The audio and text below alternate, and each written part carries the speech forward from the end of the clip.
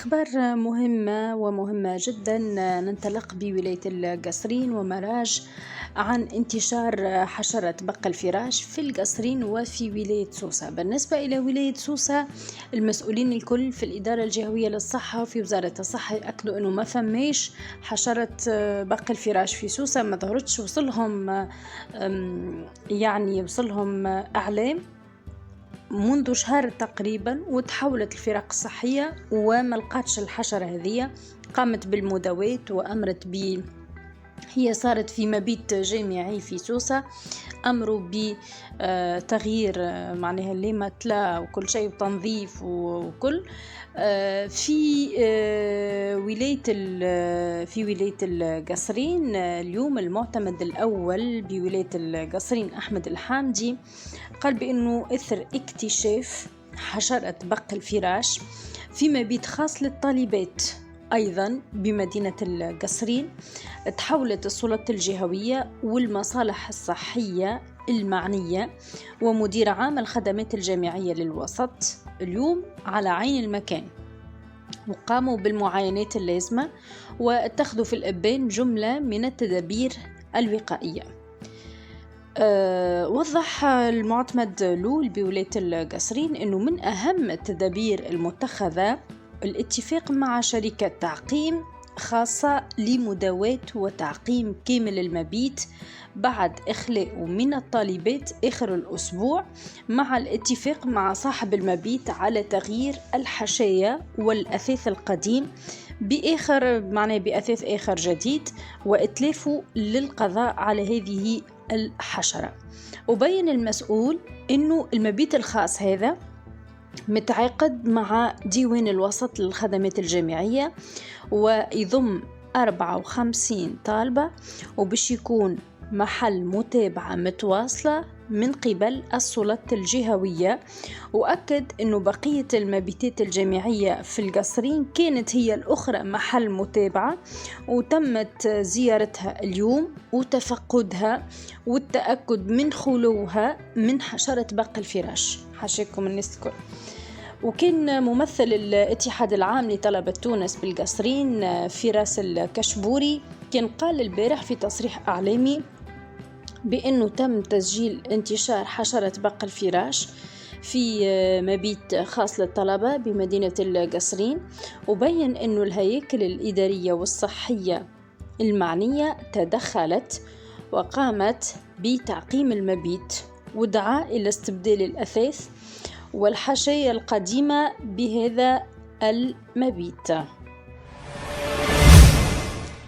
إيقافات في ولاية بنزرت. النيابة العمومية بالمحكمة الابتدائية ببنزرت أدينت اليوم بالاحتفاظ ب6 أشخاص من بينهم طفلين عقب انتهاء مقابلة النادي البنزرتي والترجي الرياضي التونسي وإحالتهم على أنظار قاضي التحقيق لمواصلة الأبحاث في جرائم اختيرة، حسب ما أفاد به المساعد الأول لوكيل الجمهورية والنطق رسمي بالمحكمة سيف الدين العبيدي. وقال العبيدي وكشف على التهم الموجهة للمظنون فيهم، واللي تتمثل بالأساس في تكوين جموع ومدهم بالأسلحة قصد نهب أموال ومحاربة القوى العامة حال مقاومتها لمرتكبي تلك الاعتداءات، والتصدي لها وإضرام النار عمدا بمنقول، والانضمام إلى جمع من شأنه الإخلال بالراحة العامة والاعتداء بالعنف الشديد على موظف عمومي حال مباشرته لعمله، والإضرار عمدا بملك الغير، ورمي مواد صلبة على مباني وعربات، والاعتداء المدبر على حرية الجولان وبالطرقات، والسرقة أثناء حالة هيجان والمشاركة في ذلك، والتهديد والاعتداء على الأخلاق الحميدة.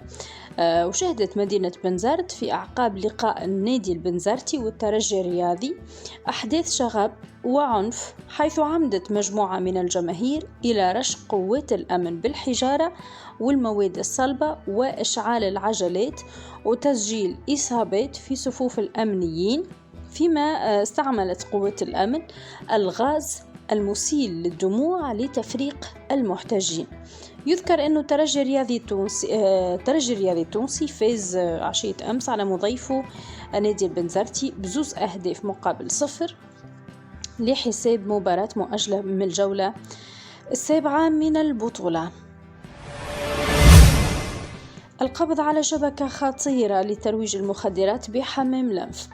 تمكنت فرقة الشرطة العدلية بمنطقة الأمن الوطني بحمام لنف من الكشف والقبض على شبكة خطيرة لترويج المخدرات بأنواعها تنشط بالجهة ويتزعمها 3 أنفار، الأول من جهة الزهرة ونفرين أخرين الأول من عدة جهات في وسط الجمهورية التونسية. وحجزت فرقة الشرطة العدلية بمنطقة الأمن الوطني بحمام لنف كمية من مخدر القنب الهندي قدرت بحوالي 22 كيلوغرام متمثلة في 217 صفيحة وحوالي كيلو و300 جرام من مادة الكوكا، وحجز مبلغ مالي قدره 146 ألف دينار وسيارة ودراجة نارية مستعملة في نقل المواد هذه، وتبلغ قيمة المحجوز الكل حوالي 4 مليارات. والأبحاث هذه ما زالت متواصلة للكشف عن بقية الشبكة. وزارة الدفاع الوطني تعلن اليوم على إجراء مناظرة خارجية بالاختبارات لانتداب 24 ملحق قضائي عسكري برتبة ملازم أول مباشر لتكوينهم بالمعهد الأعلى للقضاء طبقا لقرار وزير الدفاع الوطني المؤرخ في 3 نوفمبر 2023 واللي صدر بالرائد الرسمي للجمهورية التونسية عدد 128 لسنة 2023 المؤرخ في 7 نوفمبر 2023. تجرى المناظرة نهار 28 ديسمبر 2023 والأيام الموالية لها طبق البرنامج المنصوص عليه بقرار وزير الدفاع الوطني المؤرخ في 3 نوفمبر 2023 والمنشور بالرائد الرسمي للجمهورية التونسية.